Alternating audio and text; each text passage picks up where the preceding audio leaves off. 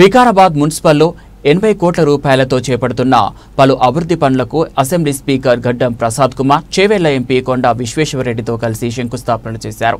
ఈ కార్యక్రమంలో జిల్లా collector Prateek Jain, Vikarabad municipal chairman Manjula రమేష్తో పాటు పలువురు ప్రజాప్రతినిధులు, అధికారులు పాల్గొన్నారు. TUFIDC పథకం ద్వారా మంజూరైన 66 కోట్ల 22 లక్షల రూపాయలతో వికారాబాద్ మున్సిపల్ పరిధిలోని పలు వార్డులలో సీసీ రోడ్ల నిర్మాణం, శివసాగర్ అభివృద్ధి పనులతో పాటు పట్టణంలోని ప్రధాన కూడలి వద్ద చేపట్టనున్న పలు అభివృద్ధి పనులు, గాంధీ పార్క్ సమీపంలోని IDSMT భవనం బ్యాలెన్స్ పనులు పూర్తి చేయడంతో పాటు దన్నారం శ్మశాన వాటిక అభివృద్ధి పనులకు శంకుస్థాపన చేశారు. వీటితో పాటుగా కేంద్ర ప్రభుత్వం అమృత్ 2.0 పథకం కింద మంజూరైన 12 కోట్ల రూపాయల నిధులతో వికారాబాద్ పట్టణంలో మంచినీటి సరఫరా వ్యవస్థను మెరుగుపరచడం, పాత లైన్ల రిపేర్తో పాటుగా పట్టణ జనాభాకు త్రాగునీళ్లకు ఇబ్బందులు లేకుండా నూతన పైప్ లైన్ల నిర్మాణానికి చేపట్టడం జరుగుతుందని తెలిపారు.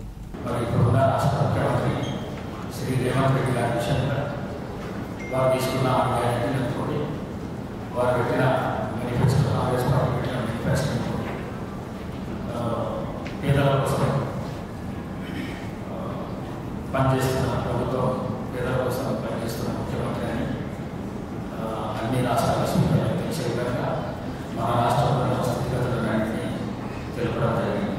వారి కిందట మన రాష్ట్ర ముఖ్యమంత్రి శ్రీ రేవంత్ రెడ్డి గారు, మరి మన రాష్ట్ర ఐటీ శాఖ మంత్రి ఇండస్ట్రీ మినిస్టర్ శ్రీ శ్రీధర్ గారు స్విట్జర్లాండ్ మరియు దావోస్ పర్యటన చేసి కానీ ఇది ఏదైనా రీతిగా వాళ్ళు MOU కానీ ఫండ్స్ మొబిలైజేషన్ చేయాలి. కానీ ఏదైనా మన రాష్ట్రానికి 1,75,000 కోట్ల రూపాయలు తీసుకురావడం జరిగింది. మన వికారాబాద్ ప్రాంతంలో దావోస్ మేఘా ప్రైవేట్ లిమిటెడ్ వాళ్ళు ఎవరైతే ఉన్నారో వాళ్ళు అనంతగిరి హిల్స్లో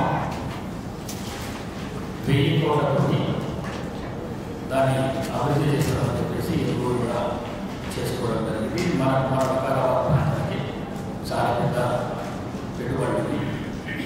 మరి అదేవిధంగా ఈరోజు ఏదైతే మన పట్టణంలో కూడా 6 ప్లేసెస్ కూడా మనం ఫౌండేషన్ స్టోన్స్ వేసుకోవడం జరిగింది. మరి దాని దగ్గర బీహార్ రాష్ట్ర అసెంబ్లీ స్పీకర్ శ్రీ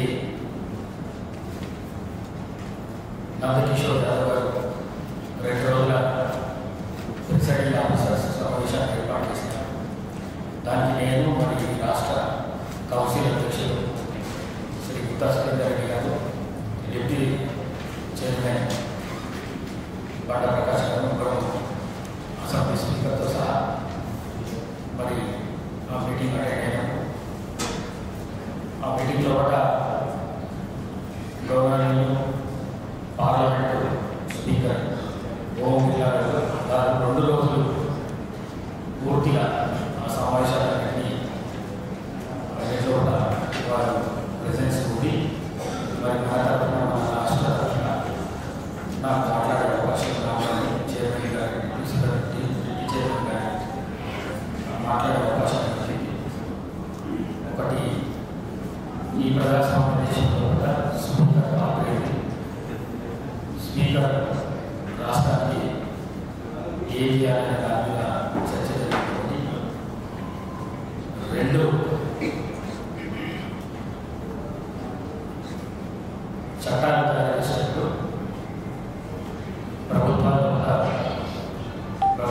పాటు విపక్షాన్ని ఏ విధంగా సర్దుబాటు చేయాలనేది దాని విషయం. 3, ఈరోజు రేపు కేంద్ర భారతదేశంలో ఉన్నారు కాబట్టి దాన్ని దూరం చేయాలంటే దేశానికి, రాష్ట్రానికి సలహా సూచనలు ఇవ్వాలనే చర్చ జరిగింది. 80 కోట్ల ఇవాళ ఫౌండేషన్ స్టోన్స్ తీసుకోవాలి. ఇది ప్రతిపక్షాలు విమర్శించే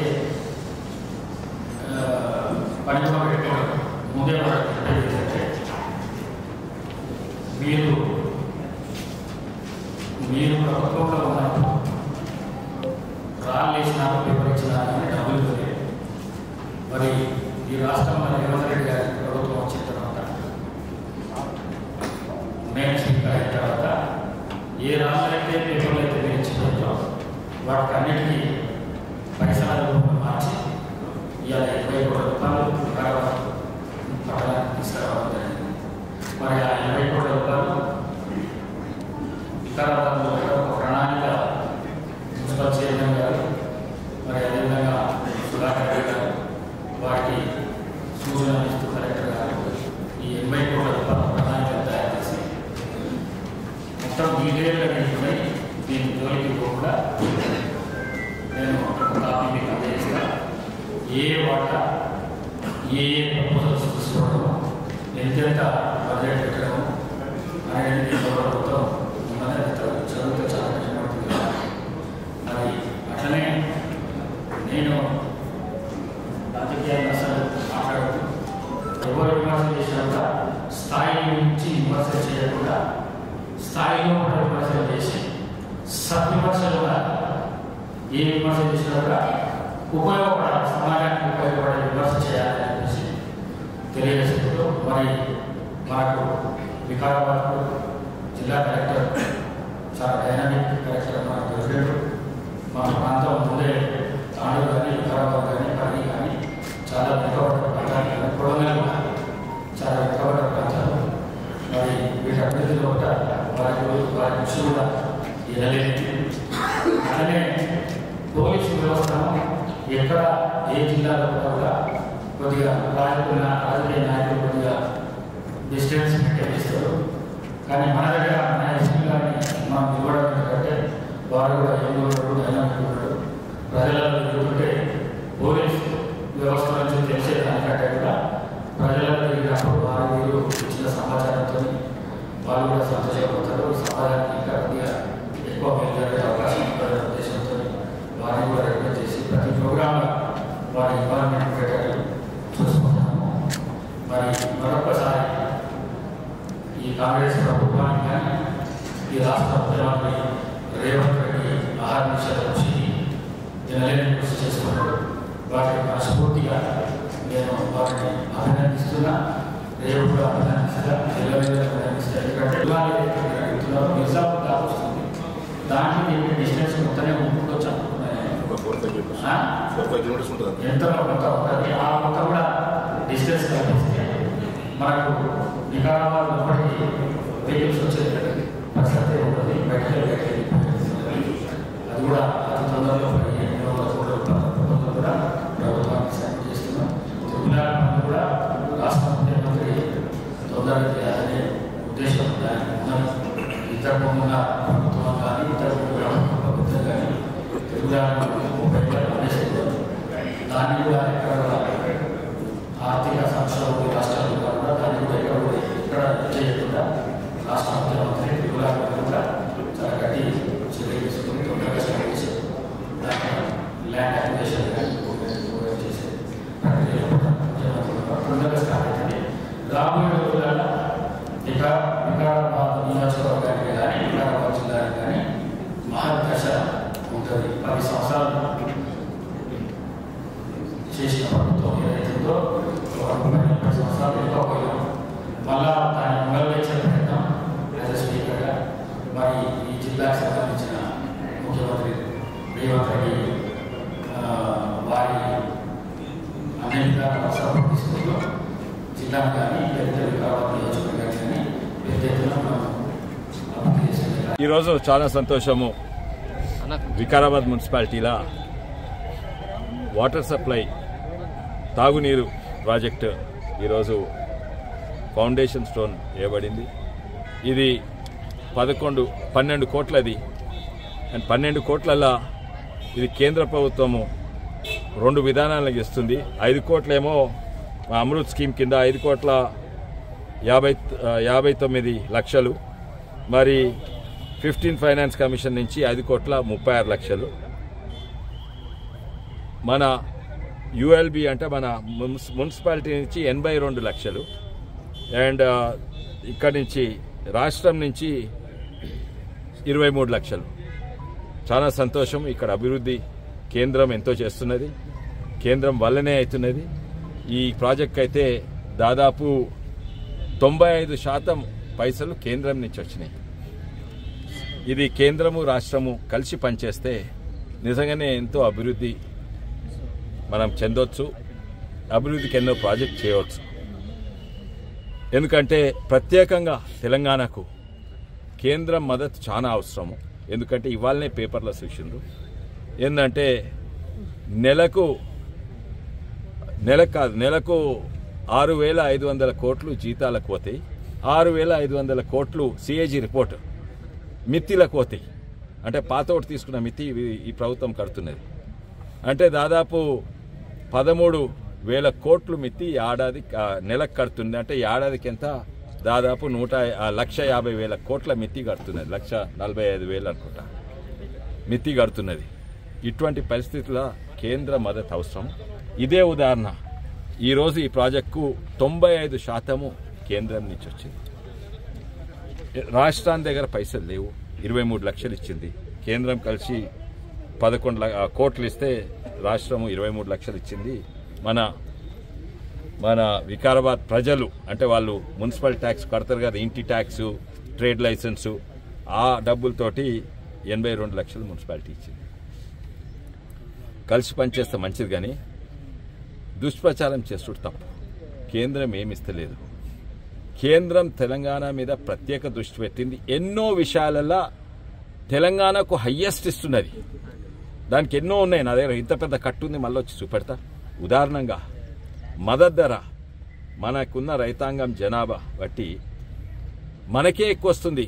మొత్తం దేశంలో మనకే మద్దతు ధర ఇస్తుంది కదా రైతులను ఆదుకుంటేందుకు. ఎందుకో కేంద్రంకు వరి అవసరం లేదు, అవసరం ఉన్న దానికంటే ఎక్కువ ఉన్నాయి. వాళ్ళ గోదాములు నిండి బయట మురుగుతున్నాయి. అయినా కూడా తెలంగాణ రైతులను ఆదుకున్నందుకు ఏడాదికి దాదాపు 23-24 వేల కోట్లు ఇస్తుంది. మద్దతు ధరలో మొత్తం భారతదేశంలో మనకి ఎక్కువ ఇస్తుంది. తర్వాత ఫర్టిలైజర్ సబ్సిడీ అన్నిట్లో ఎక్కువ. మనకి ఎంత వస్తుందంటే యూరియా, డిఏపి 19 దాదాపు 20 లక్షల మెట్రిక్ టన్నులు వస్తుంది. కానీ తెలంగాణ కంటే 7 ఇంతల పెద్ద ఏంది ఉత్తరప్రదేశ్. ఇంకోటి 7 ఇంతలు పెద్ద జనాభా చూస్తే కానీ రైతాంగం చూస్తే 10-15 ఇంతలు ఎక్కువ. ఎందుకంటే మన తెలంగాణలో అర్బనైజ్డ్ స్టేట్ అంటారు, 40% పట్టణాలలో ఉంటారు, ఓన్లీ 60% గ్రామీణ ప్రాంతాలు రైతులు ఉంటారు. అంటే మనకు 19 లక్షల మెట్రిక్ టన్నులు యూరియా, డిఏపి ఇస్తే మీకు అందరు తెలుసు యూరియా, డిఏపి అది కూడా 90% సబ్సిడీ. 2,400 బ్యాగ్ 2,300కు వస్తున్నాయి. అంటే 90% సబ్సిడీ వస్తుంది. అది అన్నిట్లో ఎక్కువ తెలంగాణకి ఇస్తుండ్రు 19 లక్షల కోట్లు. ఉత్తరప్రదేశ్ చూస్తే అదే లెక్కబడి వాళ్లకు దాదాపు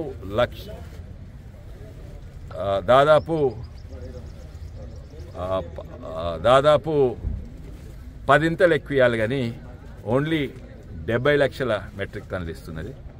అంటే మనకు ఉత్తరప్రదేశ్ మళ్ళా గుజరాత్ కంటే చూస్తే ఇదే కాదు, ఎన్నో చూస్తా. వర్కింగ్ ఉమెన్స్ హాస్టల్స్ చూసినా లేకుంటే ఏవి కూడా తెలంగాణకు అన్నిట్లు ఎక్కువ ఇస్తున్నది. కానీ ఆరోపణ ఏంటంటే తెలంగాణకి ఏమొస్తలేదు. ఇంకా ఉల్టా అంటారు ఉత్తరప్రదేశ్ గుజరాత్కి వస్తున్నాయి. ఉత్తరప్రదేశ్ గుజరాత్కి వస్తలేరు. ఇక్కడ అన్నిట్లు ఎక్కువ ఇక్కడికి వస్తాయి ఎన్నో విషయాలు. అసలు తెలంగాణ రాష్ట్రంలో నిజామాబాద్కు పసుపు బోర్డు మంజూరైంది, కేంద్ర ప్రభుత్వం మంజూరు చేసింది. కానీ తాండూరుకి గతంలో చాలాసార్లు మీరు కృషి చేశారు సార్, ఆ కృషిని కొనసాగిస్తారా కంది బోర్డు కోసం? నేను రాసిన కానీ నేను కృషి చేసేది ఏంటంటే మద్దతు ధర పెంచాలి. ఉత్త పసుపు బోర్డు వస్తే లాభం లేదు. పసుపు మద్దతు ధర పెంచాలి, పసుపు ఎక్స్పోర్ట్స్ పెంచాలి. పసుపుకు మద్దతు ధర లేదు, స్పైసెస్ కింద వస్తుంది. కానీ కందికి మద్దతు ధర రాగలుగుతుంది. కంది బోర్డు వస్తే ఏం లాభం? 10 మందికి ఉద్యోగం వస్తే ఆడ బిల్డింగ్ ఉంటుంది. కంది మద్దతు ధర వెళ్ళాలని అప్పటిసని చెప్తున్నా. కందికి జిఏ రావాలి. ఇంకోటేమో దేశవ్యాప్తంగా కందికి ఓ ధర ఉంటే తాండూరు కందికి ఎక్కువ ధర ఉండాలి. ఇవన్నీ కూడా చెప్తున్నా. ఇది ఇంపార్టెంట్. దీంతో లాభం అవుతుంది. ఉత్త కంది బోర్డు పెడితే లాభం అంతేం కాదు. నేను మద్దతు ధర ఎక్కువైతే అప్పుడు కూడా ప్రయత్నం చేసి ఇప్పుడు కూడా ప్రయత్నం చేస్తున్నా. తప్పనిసరి చేస్తాం. Okay, thank you. హైవే ఎన్నో హైవేలు నేను ఈ హైవే నేనే తీసుకొచ్చినాను. నేనున్నప్పుడే పోతుంది. మధ్యలో టీఆర్ఎస్ ప్రభుత్వం ఉన్నప్పుడు రియల్ ఎస్టేట్ దందాలకో ఎందుకో 5 ఏళ్ళు ఏం చేసేది. మేము అప్పుడు నేను ఎంపీగా ఉన్నప్పుడు మేము అప్పుడు జితేందర్ రెడ్డి గారు ఫ్లోర్ లీడర్ ఉండే అప్పుడు మేము 16-17 హైవేలు తీసుకొచ్చినాం తెలంగాణకు. అన్నిట్లో ఎక్కువ. అది కూడా హైవేలు కూడా అన్నిట్లో ఎక్కువ. ఇక్కడ చిన్న రాష్ట్రానికి అన్నిట్లో ఎక్కువ హైవేలు ఇక్కడ. అన్నీ అయిపోయినాయి ఇది తప్ప. ఎందుకంటే ఇదన్నీ రియల్ ఎస్టేట్లు ఇది అది అన్ని ఇచ్చేవాటికి కంప్లీట్ అవుతుంది చెప్పి అయితే నా హయాంలో నేను తీసుకొచ్చిన నా హయాంలో కంప్లీట్ అవుతుంది. ఇప్పుడు అది కోర్టులో కేసు ఉంది, రిజర్వ్ ఫర్ జడ్జ్మెంట్ ఉన్నది. అయితే అది నా హయాంలో తప్పనిసరి అయిపోతుంది. ఇదే కాక వేరే కదా ఇక్కడి నుంచి తాండూరు కూడా అది కూడా అప్రూవ్ అవుతున్నది. తర్వాత ఇవే కాక ఇంకా అదేది 2-3 అదర్ హైవేలు ఇక్కడ మన కొడంగల్ నుంచి తాండూరు నుంచి బాంబే హైవే అది కూడా అప్రూవ్ అవుతున్నది. సో ఎన్నో అప్లై చేసినాము. అదే కాక కేంద్రం నుంచి వచ్చేటివి హైవేలు వస్తాయి, సెంట్రల్ రోడ్ ఫండ్స్ వస్తాయి, తర్వాత ప్రధానమంత్రి గ్రామ సడక్ యోజన వస్తుంది. అన్నిట్లో కూడా ప్రయత్నం చేస్తున్నాం. మన